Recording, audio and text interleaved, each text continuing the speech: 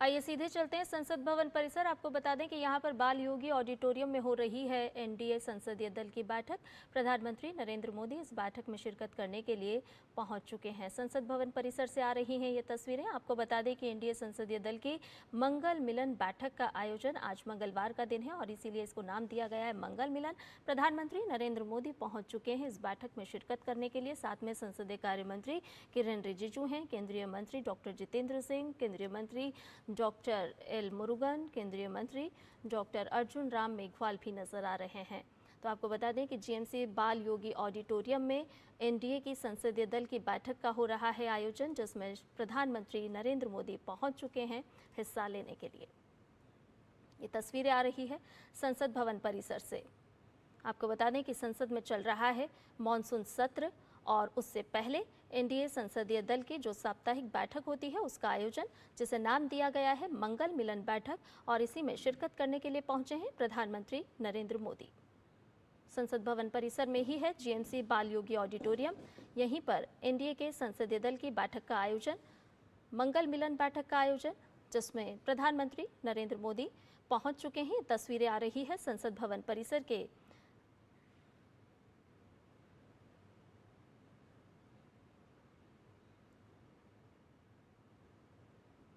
तो आपको बता दें कि 11 बजे से दोनों ही सदनों में संसदीय कार्रवाई की शुरुआत होगी, लोकसभा और राज्यसभा, और उससे पहले एनडीए की संसदीय दल की बैठक का आयोजन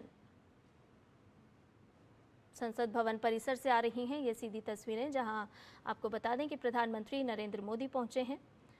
एनडीए संसदीय दल की जो साप्ताहिक रणनीति तय करने के लिए बैठक का आयोजन किया जाता है, मंगल मिलन बैठक नाम दिया गया है इस बैठक को। प्रधानमंत्री नरेंद्र मोदी पहुंच चुके हैं, ये तस्वीरें आ रही है। साथ में संसदीय कार्य मंत्री किरेन रिजिजू हैं। आपको बता दें कि साथ में केंद्रीय मंत्री भी मौजूद हैं और इस बैठक में एनडीए के सभी सांसद हिस्सा लेते हुए भी नजर आएंगे।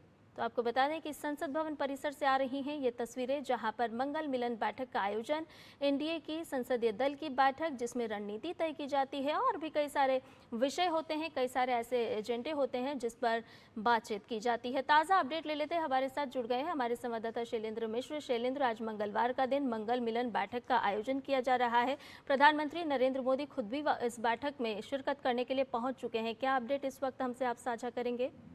संध्या, जो एनडीए संसदीय दल की जो बैठक है, मंगल मिलन बैठक जिसका नाम दिया गया है, ये बैठक अब शुरू हो चुकी है। प्रधानमंत्री नरेंद्र मोदी इस बैठक में हिस्सा लेने के लिए पहुंच चुके हैं और पहली बार जो एनसीपीआई है, टीएमसी से जो बागी गुट है 20 सांसदों का, वो भी इस बार एनडीए की बैठक में आमंत्रित किए गए और उनके भी सदस्य इस बैठक में शामिल होने के लिए पहुंच चुके हैं। तो एनडीए की जो सदस्य संख्या है, इस बैठक में लोकसभा और राज्यसभा के एनडीए के सांसद शामिल होते हैं, तो उसमें हम देख रहे हैं कि इस बार वो बढ़ोतरी देखने को मिल रही है। बहुत महत्वपूर्ण बैठक इसलिए है क्योंकि पार्टी को, एनडीए को एक संदेश इस बैठक से जाता है।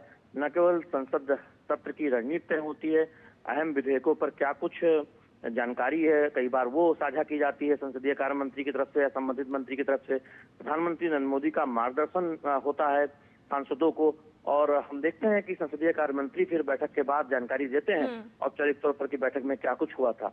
उस लिहाज से जो हम देख रहे हैं कि पिछला हफ्ता लगातार टकराव की भेंट चढ़ गया और इस हफ्ते बहुत महत्वपूर्ण विधायी कामकाज है। आज सहमति बनती हुई दिखाई दे रही है, लोकसभा में चर्चा होनी है एंटी पेपर लीक बिल पर। तो निश्चित तौर पर हो सकता है कि उस बिल के प्रावधानों पर आज इस बैठक में चर्चा हो, क्योंकि बहस होगी, उसमें 6 घंटे से ज्यादा का समय रखा गया है।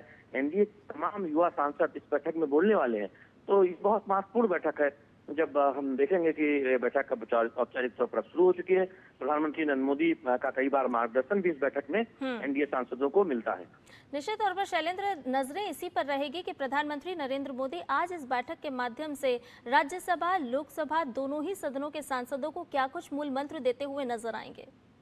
बिल्कुल, और एनडीए की ये बैठक आगे एनडीए की क्या रणनीति है, साझा रणनीति क्या रहती है संसद के अंदर, और किन प्रमुख मुद्दों पर एनडीए आगे कुछ कार्यक्रम करने वाला है, बीजेपी की संसदीय दल आगे किन कार्यक्रमों की रूपरेखा तय करने वाला है, वो सब उसकी चर्चा होती है। और कई बार हम देखते हैं कि जब संसद सत्र का खत्म होता है, उसके बाद इन बैठकों में जो कुछ फैसला लिया जाता है वो उस पर पार्टी के कार्यकर्ता और सांसद कार्यकर्ता नजर आते हैं। सांसदों को कई बार जिम्मेदारी दी जाती है अलग अलग अभियानों की, कि वो अपने संसदीय क्षेत्र में प्रवास करें, उन अभियानों की अगुवाई करें। इन सब की भी जानकारी या निर्देश इसी बैठक में दिया जाता है। तो केवल संसद सत्र की रणनीति नहीं, बल्कि भावी कार्यक्रम क्या है एनडीए के, क्योंकि एनडीए चाहती है कि वो पूरी तरह से न केवल संसद सत्र के अंदर संसद में एकजुट दिखे, बल्कि तमाम सरकार के कल्याणकारी कार्यक्रमों में भी एनडीए के सांसद, एनडीए के कार्यकर्ता बढ़ चढ़कर हिस्सा लें। उस लिहाज से भी कई बार इस बैठक में दिशा निर्देश दिया जाता है। कई हम देखें, पिछली बार प्रधानमंत्री नरेंद्र मोदी ने इस बैठक में बहुत स्पष्ट तौर पर कहा था कि पेपर लीक के जो दोषी हैं उनको बख्शा नहीं जाएगा और ये बहुत एक ऐसा अपराध है जिसे माफ नहीं किया जा सकता। और हम जानते हैं उसके बाद कैबिनेट की बैठक हुई और उसमें एंटी पेपर लीक से जुड़ा जो संशोधन बिल है वो पारित किया गया और कल ही ये बिल लोकसभा में पेश किया गया और आज इस पर चर्चा होनी है। तो इस तरह के भावी एजेंडे भी कई बार उसके संकेत मिलते हैं कि सरकार किस दिशा में आगे बढ़ने जा रही है, किन कार्यक्रमों को लेकर आगे बढ़ने जा रही है, या फिर कौन से महत्वपूर्ण बिल संसद के पटल पर चर्चा के लिए लाए जाने वाले हैं, उनकी भी एक जानकारी दी जाती है, जिससे कि एनडीए के सांसदों को पता हो कि उन बिल में किस मुद्दे पर क्या प्रावधान है और कैसे बहस में सकारात्मक अपना योगदान देना है। तो उस लिहाज से भी बहुत महत्वपूर्ण ये बैठक हो जाती है। यानी कि एक तरह से देखें कि प्रधानमंत्री नरेंद्र मोदी इस बैठक के माध्यम से सांसदों का मार्गदर्शन करते हुए नजर आते हैं, शैलेंद्र।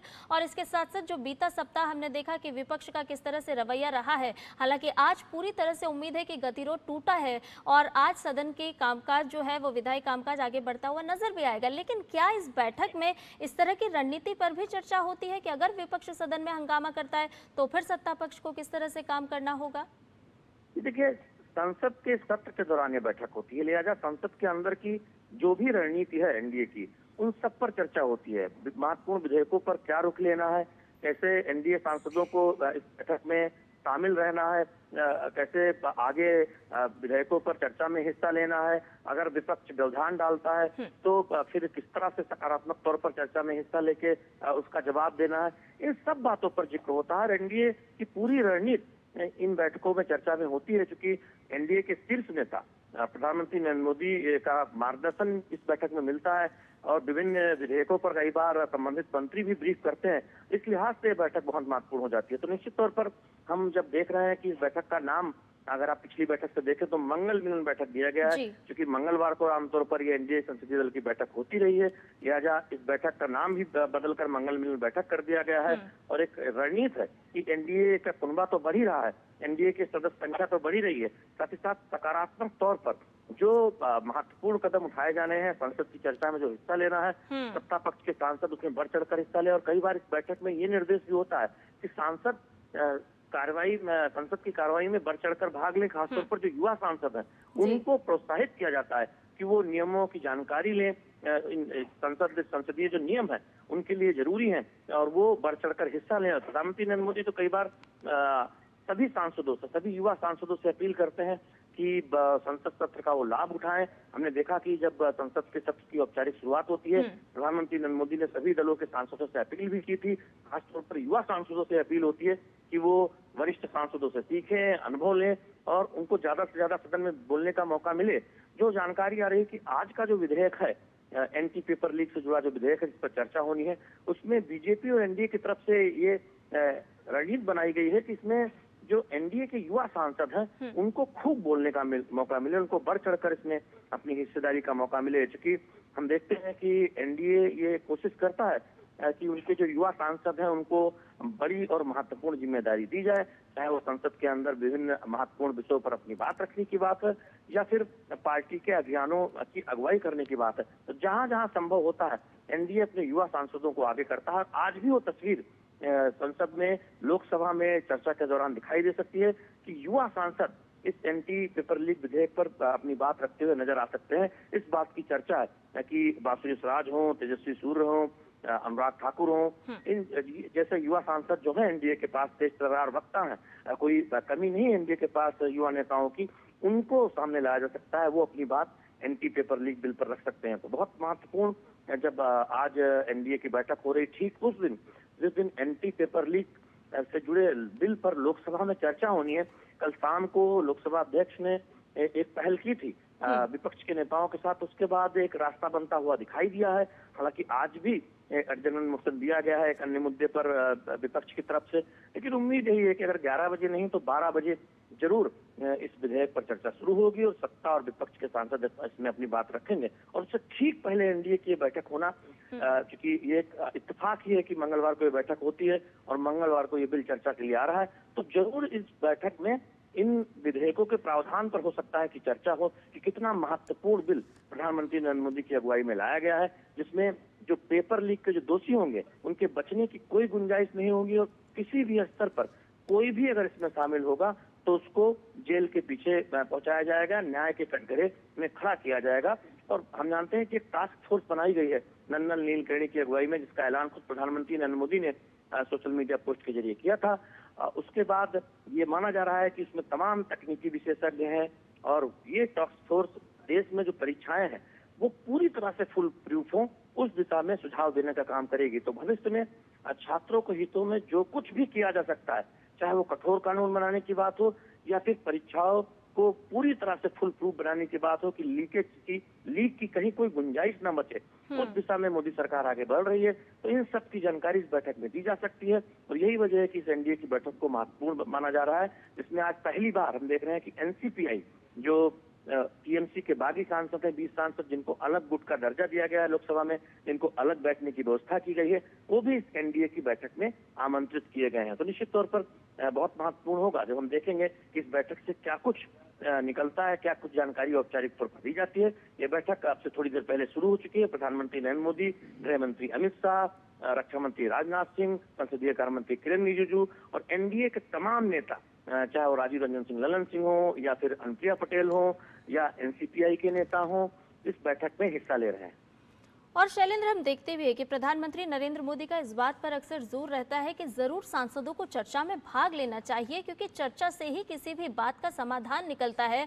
और लोकतंत्र की तो ये सबसे बड़ी पंचायत है जहां पर अलग अलग क्षेत्रों से चुनकर के सांसद पहुंचते हैं। सभी की राय अलग अलग हो सकती है, लेकिन इस विचार मंथन के बाद जो अमृत निकलता है वो निश्चित तौर पर जन जन के लिए लाभदायक होता है। ऐसे में अगर हम आज की बात करें तो आज भी इस संसदीय दल की जो बैठक है, इसके एजेंडे में चर्चा में भाग लेने के लिए सांसदों को कहा ही जाएगा।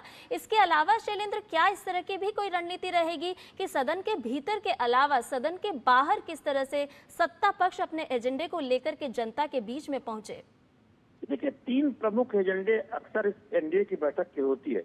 पहले तो संसद के अंदर जब कोई महत्वपूर्ण बिल आता है तो किस तरह से सभी सांसदों को मौजूद रहना है, कैसे सकारात्मक तौर पर चर्चा में हिस्सा लेना है और एनडीए के जो भावी कार्यक्रम है उनमें किस तरह से भागीदारी करनी है। और तीसरी बात, अगर कोई नैरेटिव खड़ा करने की कोशिश की जा रही है किसी अलग अलग वर्ग के द्वारा, तो कैसे जो सही नैरेटिव है उसको जनता को बताना है, कैसे सांसद अपने अपने लोकसभा क्षेत्रों में, अपने अपने संसदीय क्षेत्रों में, अपने अपने राज्य में इस बात को प्रमुखता से बताएं कि वास्तव में सही तथ्य क्या है, जिससे कि जनता किसी भ्रम का शिकार न हो।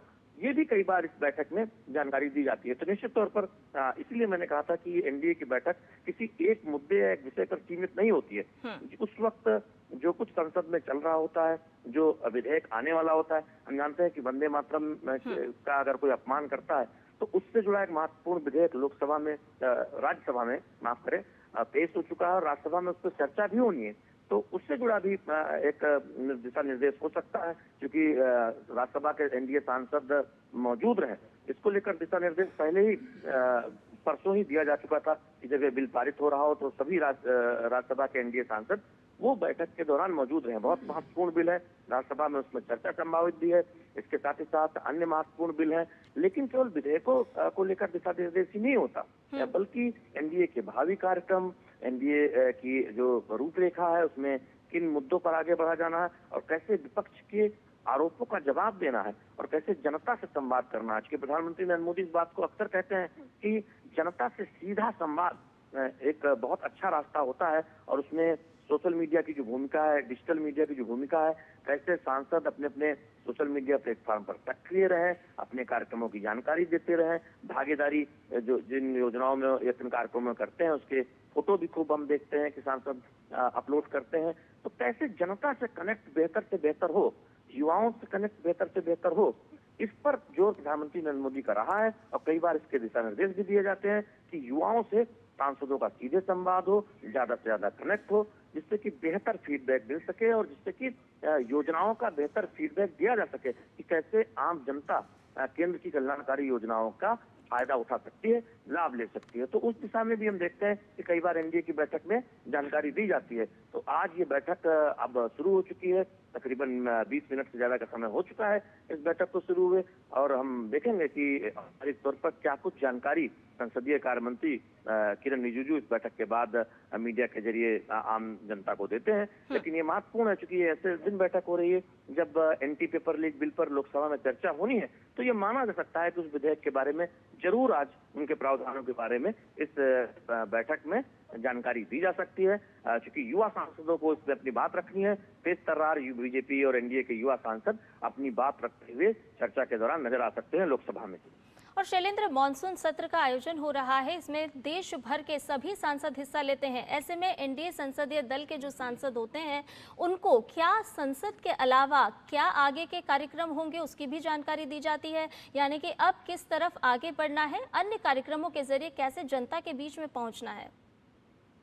संध्या, मैंने इस बात का जिक्र भी किया था कि केवल संसद के अंदर हो रही गतिविधियों या फिर संसद की रणनीति पर ही चर्चा नहीं होती, बल्कि जो देश से जुड़े विभिन्न मुद्दे हैं उसमें जो नैरेटिव है, जो ये गढ़ने की कोशिश होती है, उसका तथ्यों के हिसाब से किस तरह से जवाब देना है या फिर जो सही नैरेटिव है वो जनता के बीच जाए, उन पर भी चर्चा होती है। सरकार के और एनडीए के जो भावी कार्यक्रम है उनको जनता के बीच कैसे ले जाना है उस पर चर्चा होती है।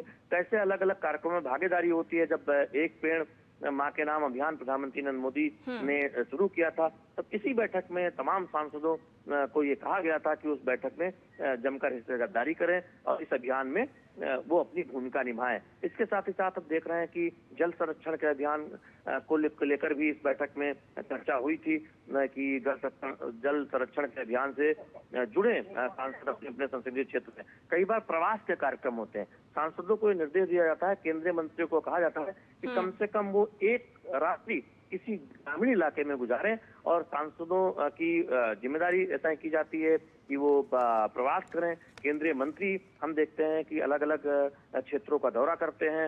ये मोदी सरकार की अगुवाई में हम जानते हैं कि पहली बार ऐसा हो रहा है कि नियमित तौर पर पिछले कई वर्षों से, जब से 2014 से प्रधानमंत्री नरेंद्र मोदी की अगुवाई में सरकार आई है, उत्तर पूर्व का दौरा कोई न कोई केंद्रीय मंत्री नियमित तौर पर वहां पर जाता है। इस तरह के कार्यक्रम की भी कई बार दिशा निर्देश दिया जाता है कि वो पूरी गंभीरता से सरकार के अभियान में मदद करें।